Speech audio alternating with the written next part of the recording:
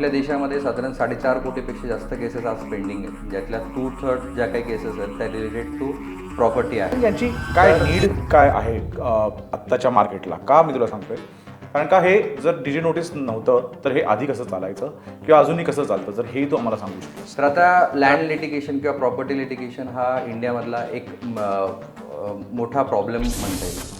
आपल्या देशामध्ये साधारण 4.5 कोटीपेक्षा जास्त केसेस आज पेंडिंग आहेत, ज्यातल्या 2/3 ज्या काही केसेस आहेत त्या रिलेटेड टू प्रॉपर्टी आहेत.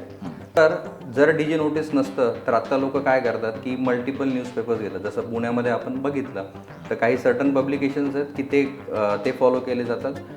पुण्याचा इन्सिडेंट सांगायला गेलं तर पुण्यामध्ये अराऊंड आज 18 ते 20 न्यूजपेपर्स आहेत की ज्यात वेगवेगळ्या प्रकारच्या नोटिसेस येतात. तर एका कॉमन माणसाला दररोज ह्या सगळे पेपर्स घेऊन ते क्रॉस चेक करणं इट इज ट्रूली डिफिकल्ट.